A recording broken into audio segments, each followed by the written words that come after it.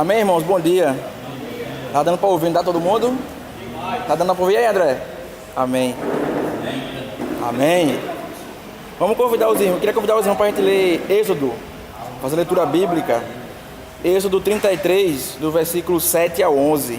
Êxodo, capítulo 33, dos versos 7 a 11. Êxodo 33, de 7 a 11. Amém?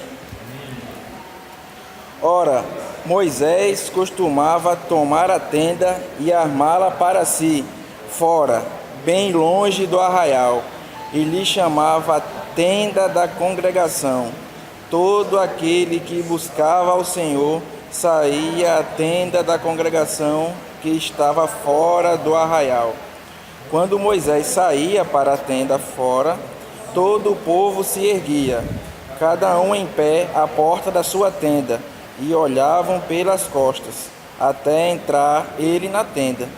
Uma vez dentro, Moisés da tenda, descia a coluna de nuvem e punha-se à porta da tenda, e o Senhor falava com Moisés. Todo o povo via a coluna de nuvem que se detinha à porta da tenda. Todo o povo se levantava, e cada um à porta da sua tenda adorava ao Senhor. Falava o Senhor com Moisés face a face, como qualquer fala seu amigo. Então voltava Moisés para o arraial. Porém o moço Josué, seu servidor, filho de Nun, não se apartava da tenda. Vamos fazer nossa oração esse versículo 7, irmãos? Versículo 7, ora, Moisés, Senhor, nos dê esse costume, Senhor, de armar para nós uma tenda. Senhor, longe do arraial, Senhor, longe da influência da religião humana, longe do mundo, longe do pecado, longe das inquietações vãs. Senhor, nos leva a essa tenda da congregação, Senhor, que nós busquemos ao Senhor fora da porta. Senhor, nós tenhamos ao teu encontro, Senhor, que nós que buscamos ao Senhor, ó Senhor, fora do arraial. Senhor Jesus, nos dá essa visão, Pai, de poder te buscar fora dessas influências malignas que nos afastam do Senhor, nos afastam de Ti. Senhor Jesus. Amém? Senhor Jesus, amém. Esse era um costume de Moisés, lá no Antigo Testamento. O arraial a qual ele se refere era basicamente onde ficavam as pessoas, onde Israel morava. É como se houvesse um povoado, Israel residia num povoado, num lugar, todo mundo meio que próximo. Mas Moisés, quando ele ia ter comunhão com o Senhor, ele ia para fora. Ele levava a sua tenda e montava fora a sua tenda, e o Senhor só descia para falar com ele fora. Fora da influência daquela religião, fora da influência dos pecados do mundo, o Senhor descia para falar com Moisés fora. A gente, ao longo da Bíblia, não só no Antigo Testamento, mas no Novo Testamento, a gente vai encontrar alguns versículos que o Senhor sempre quer encontrar-se com a gente fora. Se a gente for ler lá em João 10, a gente vai ler que é o Bom Pastor, né? É o subtítulo lá de João 10. Eu vou até ler, é rapidinho, é só um versículo, que a gente também vê o Senhor tendo essa mesma postura. Fala sobre as ovelhas. Mais alto? Amém. Fala mais alto, irmão.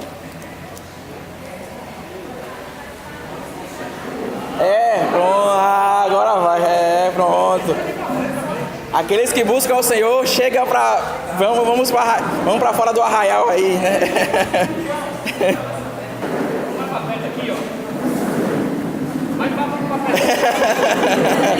Senhor Jesus. Contato humano. Senhor Jesus. Amém. Você que tem que estar perto de mim mesmo, chegue para perto. Não. Tá vendo? Logo ela que tem que estar mais perto de mim. É o único contato humano que eu permito, é o dela. Mas eu tô aqui por dentro só tendo chimilix. Senhor Jesus. O pessoal se acomodar. Amém. João 10, do 1 ao 3, eu vou ler bem rápido, para que não se estender muito com a leitura.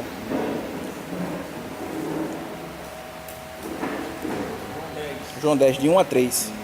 Amém? Em verdade vos digo, que não entra pela porta no aprisco das ovelhas, o que não entra pela porta no aprisco das ovelhas, mas sobe por outra parte, esse é ladrão e salteador. Aquele, porém, que entra, esse é o pastor das ovelhas. Então a gente sabe, o Senhor, ele entra pela porta. Para este o porteiro abre, as ovelhas ouvem a sua voz, ele chama pelo nome as suas próprias ovelhas e as conduz para onde? Para fora. As conduz para fora. Então o Senhor, ele sempre quer ter uma comunhão conosco fora. Porque é aquilo que Nery gosta sempre de falar, né? De descansar e saber que eu sou Deus, né? Porque a vida cotidiana, ela nos atribula demais. É filho, é esposa, é casa, é trabalho, é uma série de obrigações que todos nós temos. Mas o Senhor quer se encontrar com a gente fora. O Senhor nos chama para fora. O Senhor nos chama para fora das influências do mundo, tanto a questão do pecado, como até a própria questão da religião. Porque aqui nesse contexto que ele está falando para os judeus, isso é uma parábola relacionada para os judeus, ele está falando da religião. O Senhor quer ter uma experiência conosco, irmãos, fora da religião. Porque a religião, a gente tem aprendido isso ao longo de tanto tempo, que foi a tentativa humana de chegar até Deus através do esforço próprio. A gente sabe disso, que essa foi a tentativa. Eu me chegar até Deus através daquilo que eu posso fazer para Deus. E o Senhor, ele multiplicou o pão, e quando o Senhor faz alguma coisa por nós, a gente tem a tendência, pelo menos a maioria, né? Tem muita gente que não é, mas a grande maioria tem a tendência de ser grato. Quando você sente que Deus fez alguma coisa na sua vida que, rapaz, não tem condição, isso foi Deus que fez. Foi o que aconteceu lá em João 6, o Senhor multiplicou o pão. E as pessoas entenderam que aquilo vinha de Deus. Não tinha como uma pessoa com 5 pães e 2 peixes alimentar 5.000 homens, fora mulher e criança que não é contado. Todo mundo estava com fome, porque os discípulos, despede esse povo aí, que aqui não tem como a gente comprar comida. Então eles foram alimentados. E o ser humano, quando sente que Deus faz alguma coisa por ele, a tendência natural é retribuir. Só que a gente quer retribuir com obra. A gente muitas vezes não quer retribuir com entrega. Porque o que Deus quer é que nós sejamos sacrifícios vivos. Lá em Romanos, né? Todo mundo aprende seu corpo como sacrifício vivo, santo a Deus, que é o vosso culto racional. Então só que a gente tem a tendência de não querer retribuir a Deus como sacrifício. Eu quero retribuir com alguma coisa que eu posso fazer para Deus. Então a gente fica meio que kit, né? A gente fica ali, a balança vai nivelar. Deus fez uma coisa para mim, eu faço alguma coisa para Ele. Ao invés de Deus fazer uma coisa para mim, e eu me entrego para Ele. Porque esse símbolo que a gente acabou de partir, não foi uma coisa que o Senhor fez por nós. Mas foi uma entrega. Não foi só aquilo que Ele fez. Ele passou 3 anos e meio fazendo coisas, curando gente, multiplicando pão, ressuscitando pessoas, alimentando protegendo outros. Ele passou 3 anos e meio fazendo coisas. Mas quando ele está próximo de morrer, ele diz, eu vim para essa hora. Então ele não veio para a hora de fazer, ele veio para a hora de se entregar. Então, o que o Senhor espera de nós, quando a gente percebe que Ele faz alguma coisa por nós, não é eu fazer algo por Deus, mas é eu me entregar mais para Ele. Então, assim como a gente tem essa leitura, as pessoas, né, os judeus lá em João 6 também fizeram essa leitura. Então, eles foram alimentados, perceberam que aquilo vinha de Deus e perguntou, olha, Senhor, o que nós vamos fazer para fazer a obra de Deus? Então, eles esperavam que Jesus dissesse um conjunto de coisas para eles fazerem. Aí o Senhor disse, olha, a obra de Deus é essa, que criar naquele que por Ele foi enviado. E a gente tem aprendido o que é crer, né? Que a gente sabe que não é diferente de acreditar que existe, né? A gente já tem aprendido sobre isso, o que é crer. Outras pessoas sempre chegavam para Deus perguntando o que é que eu devia fazer. O jovem rico perguntou, o que é que eu devo fazer para herdar a vida eterna? Então, a pergunta das pessoas eram sempre voltadas para fazer alguma coisa. Mas poucos queriam se entregar pelo Senhor. Nós temos essa tendência de querer, muitas vezes, fazer alguma coisa para Deus. Mas se entregar para Deus é difícil. Porque o Senhor, Ele não colocou só uma mão lá na cruz, Ele colocou o corpo inteiro. E a oferta, lá como diz, né, esse sacrifício que havia no Antigo Testamento, não era só uma parte. Você não entregava um boi, o sacerdote tirava uma parte do boi e queimava. Não era acontecia isso. Ele imolava o boi por completo. Cortava em pedaços e queimava.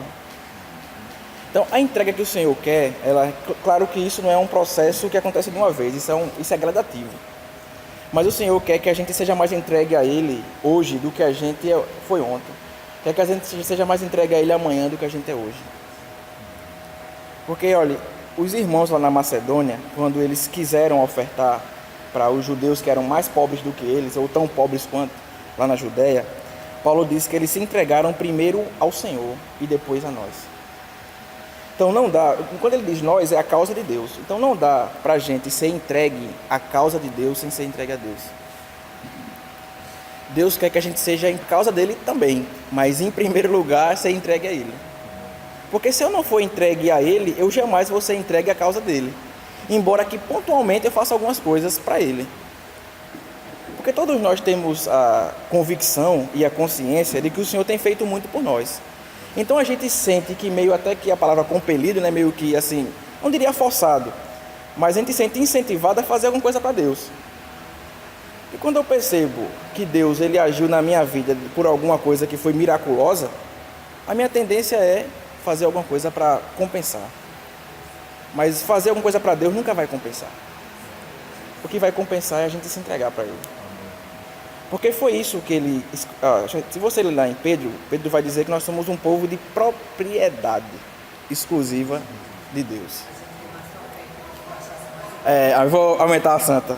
Então nós somos um povo de propriedade exclusiva de Deus.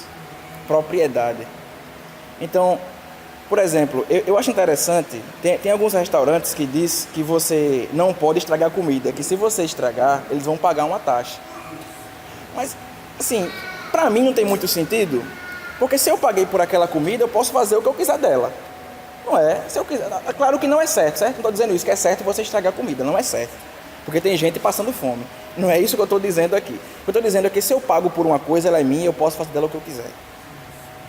Então nós somos povo de propriedade de Deus. Então, em teoria, Deus podia fazer com a gente o que Ele quisesse. Mas Ele não faz. Ele quer que a gente se entregue, Ele quer que seja voluntário. Deus ele não força a entrada. Deus ele não nos manipula a fazer absolutamente nada. Eu sempre lembro desse, né? Eis que estou à porta e bato. Ele não força a entrada. Mas Ele pode dizer, a porta é minha, a casa é minha, é tudo meu, eu vou entrar. Entra pela porta. Ele chama. A gente tem um Deus que Ele é gentil. O Senhor ele não vai forçar a entrada na gente. Então se a gente não quiser, Ele não vai forçar. O Senhor ele falou uma palavra, e nesse mesmo João 6, que muitas pessoas não entenderam. Então algumas pessoas começaram a não andar com Ele. Porque disseram, olha, dura esse discurso. Foi quando Ele disse que minha carne é a verdadeira comida e o meu sangue é a verdadeira bebida. Então isso para os judeus soava como canibalismo. Porque ele está dizendo isso, ele não explicou o que ele quis dizer, então soava como um canibalismo. Então esse cara está ficando maluco. Como é que uma pessoa diz um negócio desse? A gente vai comer a carne dele, os fariseus indagavam. O que quer dizer isso? Ele vai dar da própria carne dele para a gente comer? Nicodemos, isso, voltar. Eles não entendiam o que o Senhor queria dizer. Então muitos se apartaram dele. Então o Senhor se voltou para os 12 e fez uma pergunta: querei vós também apartar-se de mim? Então o Senhor deu escolha. Aqueles homens não estavam seguindo Ele obrigados. Tanto que Ele disse, se vocês quiserem, vocês querem também me abandonar? Aí Pedro fala, Pedro não diz, né? Para onde iremos? Quem? Para quem iremos? Para quem iremos? A quem? Só Tu tens as palavras de vida eterna. Então, no mundo existem muitas vozes. E muitas não são do Senhor. São muitos quens que estão querendo roubar nossa atenção. E muitas vezes, infelizmente, a gente está indo para esses quens que não são o Senhor e que não têm as palavras de vida eterna. Esse quem pode ser o seu trabalho. Esse quem pode ser um apego por qualquer outra coisa que no lugar do Senhor é um quem. É tanto que o Senhor ele chama o dinheiro de um quem, Ele dá um nome, chama de mamon. Então, amém. O Senhor ele dá um nome para um dinheiro. Aí já. Amém. Então o Senhor ele dá um nome para um dinheiro, porque o dinheiro também é um quem. A gente pode estar buscando as riquezas e veja bem, não é só riqueza no sentido de ficar rico, mas o próprio sustento, a busca pelo sustento pode ser um quem. A gente estava conversando, eu e Nery, a gente estava tendo comunhão, que a gente conhece alguns irmãos envolvidos em alguns negócios. Então a gente se entristece porque tem alguns negócios que a gente percebe que, como o Nery estava dizendo, né, uma pessoa que ele conhece, que chama ele para reunião faz anos, né, e a pessoa não aceitou o convite. mas o convidou num domingo de tarde para um evento que tinha a ver com o negócio. Então, ou seja, é um quem. Estou trocando o quem Jesus pelo quem busca do recurso financeiro. Só que o Senhor, Ele não quer. O Senhor, é como a gente falou, Pedro disse que a gente é propriedade. Nós somos de Deus, irmãos. Nós somos de Deus. Claro que todos nós, em algum ponto ou outro, a gente vai dar prioridade em algumas coisas que não são o Senhor. Mas eu creio que, primeiro, isso não deveria ser o correto, e segundo, deveria ser pontual. Mas eu não poderia levar uma vida como propósito, não buscar o Senhor e me entregar a outras coisas. Porque nós somos propriedade de Deus. Tudo que nós temos, o que Paulo diz lá em Coríntios, tem alguma coisa que a gente tem que a gente não recebeu? Me diga, alguém tem coragem de dizer que tem alguma coisa que conseguiu que não foi recebida por Deus? Aí que Paulo fala, mas se você recebeu, por que você se gloria como se não tivesse recebido? Então não tem absolutamente nada que a gente tenha que não foi recebido e permitido por Deus. Então nós temos um Deus que Ele é um Deus supridor. É tanto que os 70, quando eles saíram, o Senhor disse, olha, não leve nem bolsa. Bolsa para guardar dinheiro, guardar comida, guardar um monte de coisa. Não leve bolsa não, que no meio do caminho Deus vai dar. Claro, eu estou dizendo que a gente não tem que ter algum tipo de poupança, nada disso, né? Não é isso que eu estou querendo dizer. O que eu estou querendo dizer, irmãos, é que não pode ser o meu propósito de vida buscar essas coisas que não são o Senhor. Eu não posso estabelecer como meu propósito buscar qualquer outra coisa que não seja o Senhor, porque tudo vem dele. Quer seja morte, né? O que Paulo fala, morte, vida, anjo, demônio, nada vai nos separar do Senhor. Nada vai nos separar do amor do Senhor. Então a gente tem que buscar o Senhor, mas sempre fora do arraial. Se a gente ler lá, eu vou voltar aqui, mas eu vou ler rápido, é João 9. Fala João 9:35. É a história do cego, certo? Tinha um cego que pedia esmola perto do templo. Esse cego, ele é curado. Então depois que ele é curado, ele começa a dar testemunho para os fariseus. Os fariseus chamam ele, quem foi que te curou? Foi Jesus. Chamam os pais dele, certo? Os pais dele, olha, eu sei que ele era cego, como ele voltou a enxergar, eu não sei. Certo? Mas ele tem dado, ele vai falar por ele mesmo. Então os fariseus chamam de novo, perguntam, ele começa a falar do Senhor. Para os fariseus vão lá e expulsam ele. No versículo 35, Jesus aparece. Ouvindo Jesus que o tinham expulsado, encontrando-lhe, perguntou, crês tu no Filho do Homem? Ele respondeu e disse, quem é Senhor, para que eu nele creia? Jesus disse, já o tens visto e eu que falar contigo. Então afirmou, creio Senhor, e o adorou. Mas o que eu ganho nessa passagem, fora, né, todo o contexto, mais um ponto em particular, é isso que o Senhor espera ele ser expulso. Enquanto ele estava envolvido, discutindo com os fariseus, Jesus não apareceu para ele. Depois que ele foi expulso, depois que ele saiu fora da porta, depois que ele saiu do arraial, o Senhor apareceu. Enquanto eu estiver preso com discussão, com briga religiosa, com alguma influência, que o arraial não é só a religião, mas também o mundo como sistema, o Senhor ele vai me encontrar pontualmente, porque Ele quer que eu saia disso. Quando o cego foi expulso, o Senhor apareceu. Eu vou ler só o 22 aqui, Isto disseram seus pais, porque estavam com medo dos judeus, pois estes já haviam assentado que se alguém confessasse ser Jesus o Cristo, seria expulso da sinagoga. Paulo diz que todo aquele que quer, em Timóteo, né, viver piedosamente a Cristo será perseguido. Que confessar que Jesus é o Cristo vai ser expulso. Exato, exatamente. Então a gente não pode, irmãos, ter medo dessa expulsão. Eu não posso ter medo dessa expulsão porque eu estou confessando que Jesus é o Senhor.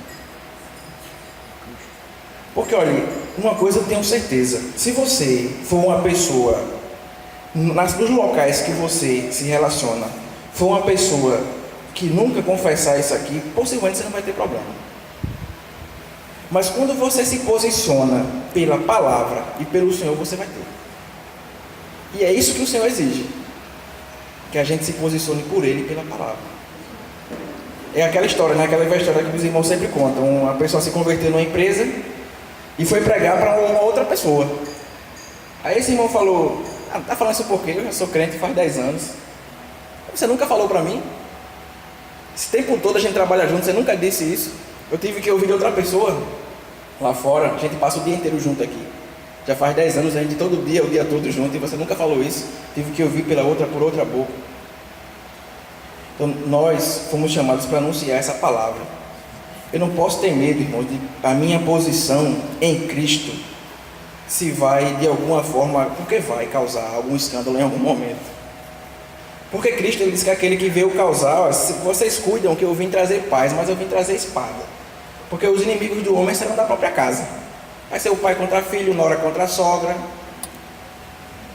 Por quê? Porque quando você se posiciona pela palavra cortante, é inevitável que alguma pessoa vá se achar, como é que eu posso dizer, incomodado, né? Essa é a palavra. Porque imagina que alguém está em trevas e você joga uma lanterna na cara da pessoa, acontece o quê? Incomoda. A nossa luz incomoda as pessoas. E de certa forma, tem que incomodar mesmo. Veja bem, seguindo a verdade em amor, tá certo? Eu não estou dizendo aqui que é para você ser uma pessoa que não vai ligar para o sentimento das outras pessoas e você vai falar a verdade apesar de magoar. Porque o Senhor diz, olha, tenho muita coisa para dizer para vocês, mas que vocês não podem suportar ainda. Então, há tempo para tudo. E há uma forma para tudo. Então, não é porque a gente está com a verdade que eu vou chegar e botar a verdade de goela abaixo de Barbosa. Porque todo mundo tem o tempo, há uma forma. Mas o que eu não posso fazer é ser negligente e me calar e ser omisso em relação à verdade. Porque a gente foi chamado para dar testemunha acerca disso. O Senhor diz que a gente é luz e é sal. Se essa lâmpada aqui está queimada, está servindo para quê? Só para acumular poeira, concorda? Se essa luz não cumprir a função dela, não está servindo para nada. O Senhor fala que se o sal ele também não servir, se você começar a colocar sal na comida e não der gosto, está servindo para nada, joga fora. Não que o Senhor vai nos jogar fora, né? É só para a gente entender que quando a gente não está cumprindo nosso papel, nós estamos sendo servos inúteis. Porque todos nós aqui fomos chamados para um propósito. Sem exceção, sem exceção. Todos nós aqui fomos chamados pelo Senhor com um propósito. A grande questão é se eu estou disposto a cumprir o propósito que Deus estabeleceu para mim. Porque todos nós fomos chamados pelo Senhor e o Senhor ele fez questão de incluir uma linha lá no plano dele para cada um de nós. Amém. Mas o Senhor disse, aquele que quer seguir. É sempre uma questão de escolha. Aquele que quer seguir após mim, a si mesmo se negue, tome sua cruz dia a dia e siga-me. E como o Nery falou, sofrimento não é cruz. Como a gente já falou aqui, cruz é sofrimento com propósito. Cruz é quando eu pego o sofrimento e eu encaro ele como algo para o meu crescimento. Porque Deus é a palavra que chama sádico. Deus ele não tem prazer em infligir sofrimento em nenhum de nós. Deus ele nos ama. Ele não tem prazer em infligir sofrimento em nenhum de nós. Mas às vezes, e muitas vezes, o sofrimento é necessário para que a gente possa ver o Senhor. Porque tem muitas vezes que a gente anda de uma forma que ele precisa nos trazer de volta. Hebreus vai dizer que o Senhor, ele é aquele que açoita aos filhos que ama. E se vós estáis sem castigo, é porque você não é filho, você é bastardo. Então você vê uma pessoa no mundo, por exemplo, Barbosa faz uma coisa errada e lá hoje, amanhã se levanta uma situação negativa na vida dele para ele se voltar ao Senhor. Aí ele reconhece que essa situação se levantou porque ele praticou errado ontem. Mas ele olha para o vizinho dele, que é uma pessoa que pratica o mal faz 10 anos, e não acontece nada. Então Deus parece ser injusto. O erro foi ontem, o castigo já veio hoje. Esse camarada aqui faz 10 anos que faz coisa errada, não acontece nada. Pronto, Barbosa é o filho e esse vizinho dele é bastardo. Porque se você, a palavra é clara, se você está sem castigo, é porque por exemplo, o menino ali, Diego jamais vai poder fazer alguma coisa com o filho de Clay. Corrigir, né, que eu quero dizer. Risalva não pode corrigir o filho de Nana, porque não é filho dela. Ela pode corrigir Samuel. Então Deus ele não pode corrigir uma pessoa que não é filha dele. Porque o Senhor açoita os filhos que amam. Mas de novo, é sempre uma questão de escolha. Porque o Senhor, Ele escolheu nos amar. O Senhor, Ele escolheu se entregar por cada um de nós. Então, a nossa entrega sempre tem que ser voluntária. Davi, ele fala uma coisa que muitas pessoas, elas não entendem, que ele diz o seguinte: desperte em mim, ó Deus, um espírito voluntário. Então, à primeira vista, parece que Davi está dizendo o seguinte: Senhor, se o Senhor não despertar em mim um espírito voluntarioso, que eu de livre e espontânea vontade faça alguma coisa por ti, eu não vou fazer. Mas não é isso que ele está dizendo. O que Davi está dizendo é que ele quer que o Senhor desperte um espírito voluntário nele, para que ele possa ter prazer nas coisas de Deus e fazer com prazer. Mas com prazer ou não, ele ia fazer. Com prazer ou não, Davi, ele ia continuar fazendo aquilo que ele cria ser a vontade de Deus. Mas ele pedia a Deus o prazer, essa voluntariedade, para que ele não fizesse. Porque você sabe, quando a gente faz uma coisa que a gente não sente prazer, as horas demoram a passar. Quando a gente sente prazer em algo, aquilo o tempo voa. Então é isso que a gente tem que pedir ao Senhor, esse espírito voluntarioso, mas não para que eu só faça quando o Senhor me dê esse espírito. Porque você acha mesmo que Jesus queria se entregar naquela cruz ali, sofrer aquele sofrimento? Ele pediu para passar, se possível passa. Então ele não queria fazer aquilo, ele não queria morrer, porque ele também era ser humano, apesar dele saber que veio para isso. Ele não queria, mas se possível, passa de mim esse cálice, mas contudo que não seja feita a minha vontade, mas a tua. Então o Senhor, ele era alguém que tinha uma extrema consciência de que a vontade dele devia ser submetida à vontade de Deus. E mesmo se não tivesse a vontade dele, mas ele ia cumprir a vontade de Deus. Nós, como discípulos do Senhor, temos que ter essa mesma disposição. Porque tem muitas coisas que a gente não sente vontade, mas a gente sabe que aquela é a vontade do Senhor. É uma questão de escolha. Se eu escolho a minha vontade, ou escolho a vontade de Deus, qualquer que seja a vontade, vai haver uma consequência para mim, não necessariamente negativa. Porque as pessoas na religião, elas afugentam muito as outras, impondo medo. Ah, se você não fizer isso, Deus vai mandar o gafanhoto lá e vai colocar você na cama, é melhor dar o dízimo do que gastar esse dinheiro na conta da farmácia ou do hospital. Então elas têm essa tendência de amedrontar as pessoas, só que o Senhor não amedronta ninguém. Muito pelo contrário, ele diz que no verdadeiro amor não existe medo, porque o medo pressupõe castigo, e aquele que teme não é aperfeiçoado no amor. O Senhor não quer que a gente faça absolutamente nada para Ele por medo. Ele quer que a gente faça alguma coisa para Ele porque a gente o ama, e a gente se sente amado. Nós o amamos porque Ele nos amou primeiro. Então é o amor que deve ser o motivo de absolutamente tudo que eu vou fazer pelo Senhor. Quer seja aquilo que eu queira ou que não queira, que eu gosto ou que eu não gosto. Porque teve muita coisa que o Senhor fez que não gostava. Olha, se a gente parar para pensar, o Senhor, ele era um ser humano como qualquer um de nós. Como você acha que foi para Jesus conviver com Judas 3 anos e meio? Você acha que foi fácil? Além de saber que ele era a pessoa que ia traí-lo, ele era ladrão. Então o pessoal ia lá e ofertava para Jesus, ele segurava a bolsa, se lançava, sei lá, 100 reais, 50 aqui é meu, ninguém vai saber quanto foi dado mesmo. Então, além de ser um traidor, ele era um ladrão. Você acha que era fácil para Jesus conviver, dormir, comer e andar com esse camarada aí? Amá-lo, né? Acima de tudo. Será que era fácil amá-lo? Mas ele o amou até o último minuto. Até a noite que ele decidiu trair o Senhor, até ali o Senhor fala que ele protegeu todos, inclusive Judas. Então o Senhor amou apesar de. A gente tem que amar as pessoas, irmãos, apesar de. Porque o Senhor os amou apesar de. O Senhor nos ama apesar de.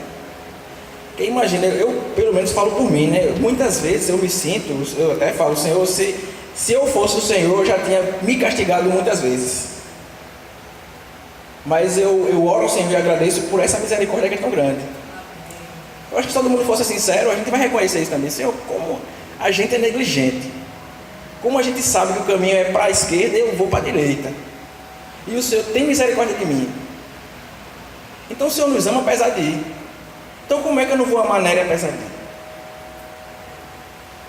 Como é que eu vou conseguir amar Néria apesar de ir? O Senhor diz, olha, se eu odeio o meu irmão a que eu vejo, é impossível que eu amo o Senhor que eu não vejo. E a gente tem que entender, a gente também já falou sobre isso aqui, a diferença entre você amar e você gostar. Olha, Deus, de preferência, Deus ele queria que a gente gostasse de todo mundo, de preferência. Mas ele sabe que isso é impossível. É impossível que a gente goste de todo mundo. É impossível. Mas o Senhor, ele pede a todos nós que nós amemos a todos. Porque, olha, os fariseus eram os camaradas que diziam que Jesus era de Beelzebul, dizia que ele era um mentiroso. Então você acha que Jesus, ele tinha prazer em estar com esses caras? Com certeza não. Mas ele os amava. É tanto que ele morreu por eles. O Senhor morreu pedindo perdão por aqueles que estavam o matando. Então o Senhor, ele tinha a diferença clara entre gostar e amar. Então, de novo, não quer dizer que, porque eu não gosto de Nery, não, a palavra me dá essa abertura. Não é isso que eu estou dizendo. Eu estou querendo dizer que vai ter sempre pessoas que a gente vai ter mais apego do que a outras.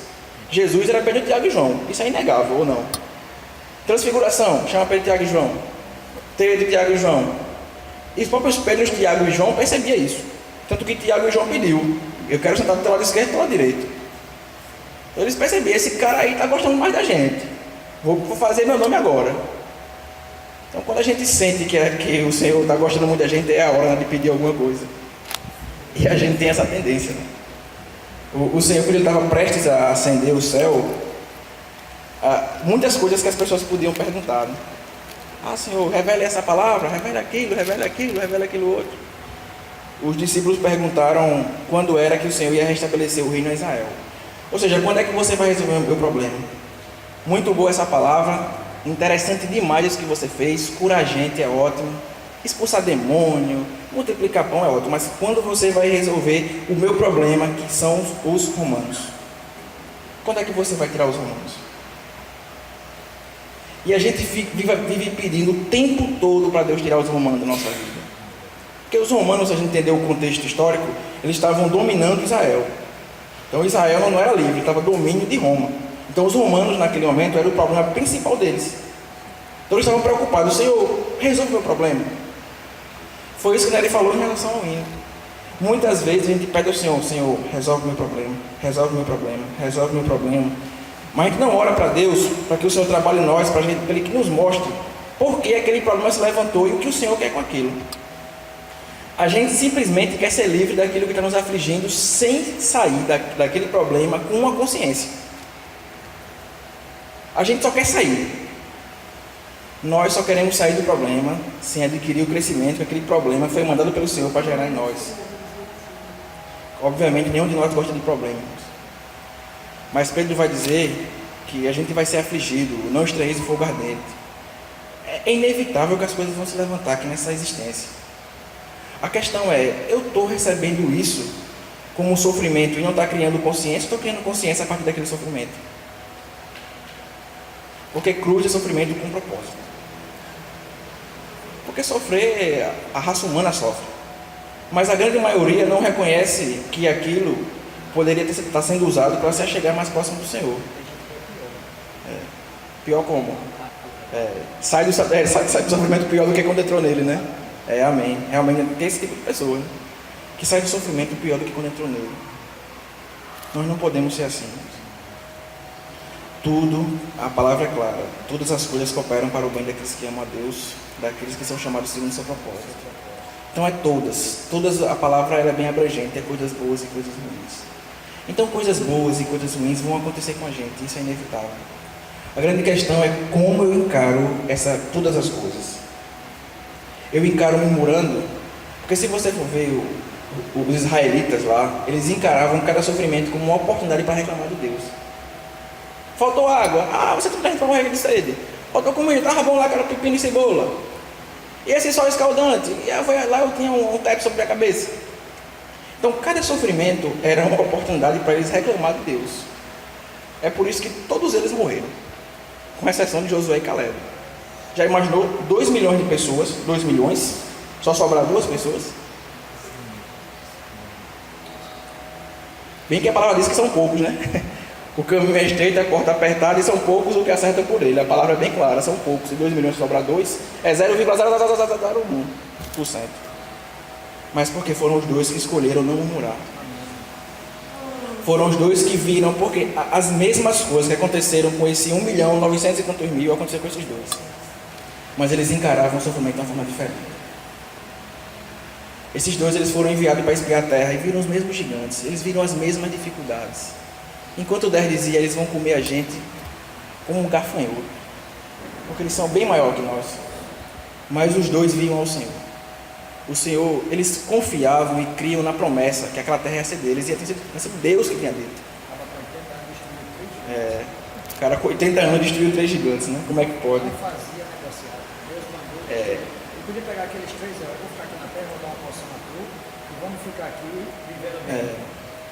Não negociavam com a carne, né? A palavra diz, nada lhes ponhais a carne, tocante às suas concupiscências. Então, nada, né? Então, realmente, seria muito mais fácil, vamos negociar aqui, né? A gente tem 2 milhões, você tem 100 mil aí, a gente vai matar vocês, mas vamos todo mundo ficar estabelecido, mas eles não escolheram isso. Enquanto 10 disseram, eles vão nos comer como gafanhoto. 2 que tinham compromisso com o Senhor disseram, a gente vai comer eles como pão. Porque foi Deus que disse. O ânimo foi retirado, né? Como ele está falando. Então, irmãos, tudo depende, não é a circunstância que me sobrevém, é como eu encaro a circunstância. Porque, como eu disse, de novo, aconteceu com esses 2 milhões, esses 1.912 tantos milhões aí, a mesma coisa aconteceu com os dois. Eles viram as mesmas coisas, sofreram os mesmos sofrimentos. Mas eles encaravam o sofrimento de uma forma diferente. Paulo disse, eu sei em quem eu tenho crido. Paulo ele vai falar, dizer, eu sei que eu tenho colocado no meu depósito. Muitas vezes a gente está tão preocupado em colocar aqui no nosso depósito, lá na Caixa Econômica Federal. Mas o Senhor diz, olha, Paulo diz, eu sei em que eu estou colocando a minha confiança. Nós temos que ter essa mesma convicção. E apesar das circunstâncias, eu sei o Deus que eu tenho crido. Nós somos do Senhor. Nós somos esse povo de propriedade exclusiva de Deus, chamados para boas obras.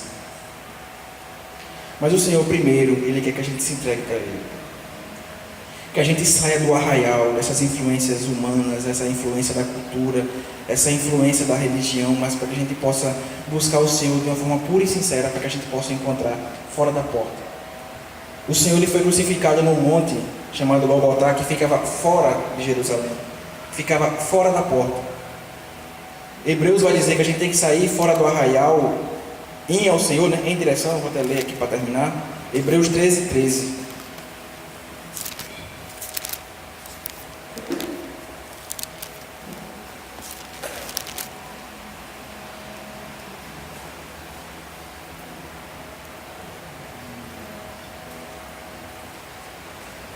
Eu vou ler do 12 e 13, para a gente entender o contexto. Por isso foi que também Jesus, para santificar o povo, pelo seu próprio sangue sofreu fora da porta. Saiamos, pois, a ele, fora do arraial, levando o seu vitupério. Vitupério quer dizer vergonha, vexame, opróbrio, né, algumas outras versões. Nós somos chamados pelo Senhor levando o seu vexame. Em que sentido? Quer dizer que a gente não pode se envergonhar, o que o Senhor diz, né? Todo aquele que diante dos homens me negar, eu vou negar a Deus, diante do meu Pai. Mas todo aquele que me confessar diante dos homens, eu também o confessarei. Então o Senhor quer que nós saiamos a Ele fora das influências, tanto religiosas do mundo ou do pecado, mas tendo consciência que em algum momento isso pode me causar algum tipo de vergonha. Porque muitas vezes, né, eu acho que isso acontece mais em faculdade, escola, talvez no trabalho você é mais maduro, mas eu vejo que isso é mais fácil de acontecer em esses ambientes, né? Pessoa mais jovem tende a ridicularizar se você funciona pelo Senhor. Então o Senhor deixa claro, mesmo que você faça esse ridicularizado, mas saia ao meu encontro. Porque a gente não vai encontrar o Senhor nesses locais. Nesses locais que eu quero dizer, nessa influência, né? Nesse ambiente de influência. Porque o Senhor ele sofreu fora da porta. A gente tem que buscar, irmãos, esse Senhor realmente descansando e sabendo que Ele é Deus. eu querendo me desvencilhar, porque Gálatas vai dizer que o Senhor morreu para nos desarraigar desse mundo perverso. E se a gente já arrancou, todo mundo aqui teve experiência com certeza de arrancar um matozinho pequeno, até uma grama, quando ela vem com raiz e tudo, o que é que vem na raiz? Areia, não é? Vem terra. É impossível você arrancar uma coisa sem a terra vir junto. Então o Senhor, Ele nos desarraigou, a gente foi tirado do mundo com raiz e tudo, mas o processo que Ele está fazendo em cada um de nós agora é tirar a terra. Só para terminar, quem contava essa história era Nevalter. Ele dizia que teve um homem que morava, e aqui em Cabedelo, eu não vou saber dizer se é Jacaré, aquelas partes mais próximas ali do mangue. Diz que teve um homem que tinha uma tapera, né? Uma casinha de taipa, próximo do mangue. Então a prefeitura foi lá e deu para ele aquelas casas populares, né? Não satisfeito, ele vendeu a casa popular e construiu uma outra tapera próximo do mangue. Então, moral da história, é fácil tirar o homem do mangue, difícil é tirar. O homem do mangue é fácil tirar. Agora o mangue do homem, desculpa, é fácil tirar o homem do mangue, difícil é tirar o mangue do homem. É difícil. Então, esse é o processo que o Senhor está fazendo em cada um de nós. A gente já foi desarraigado, todos nós aqui, a gente já foi tirado com raiz do mundo. A gente está agora na igreja, que é o corpo de Cristo, na casa de Deus, né? Nós somos a casa de Deus agora. Agora o processo que o Senhor quer fazer com cada um de nós é realmente a gente permitir tirar essas areias, tirar essa terra que ainda ficou do mundo. E isso é um tipo de sofrimento, mas é esse sofrimento que vai nos conduzir à vida eterna, é esse sofrimento que vai nos conduzir ao Senhor, porque a gente já falou, o caminho ele é apertado e a porta ela é estreita. Se todo mundo for querer passar por aquela porta ao mesmo tempo, a gente não consegue. É estreito, mas se Barbosa nós quebrar essa parede aqui inteira, todo mundo conseguia. Mas o caminho ele é estreito, a porta ela é apertada, e são poucos. Quem comeu do pão foram 5.000 homens. Quem estava orando quando o Espírito Santo desceu lá em Pentecostes eram 120 galileus. 2 milhões saíram do Egito. Só 2 conseguiram entrar na terra prometida. Muitos são chamados, mas poucos são escolhidos. Quer dizer que depende de Deus, depende de cada um de nós. Quando ele morreu, ele falou, está consumado. Então ele já fez a parte dele. Agora depende de cada um de nós suportar as restrições que esse caminho vai nos pedir, né? Vai nos exigir, porque esse caminho demanda sofrimento, esse caminho demanda atrito. Se nós formos tentar passar por aquela porta ao mesmo tempo, é impossível que haja um atrito entre nós. Mas apesar do atrito, a gente tem que nos colocar o amor acima de tudo. Porque o amor ele é o vínculo da paz. Amém. Jesus é o Senhor. Amém. Vamos fazer grupos, irmãos, para a gente poder, cada um poder edificar-nos, né, mutuamente.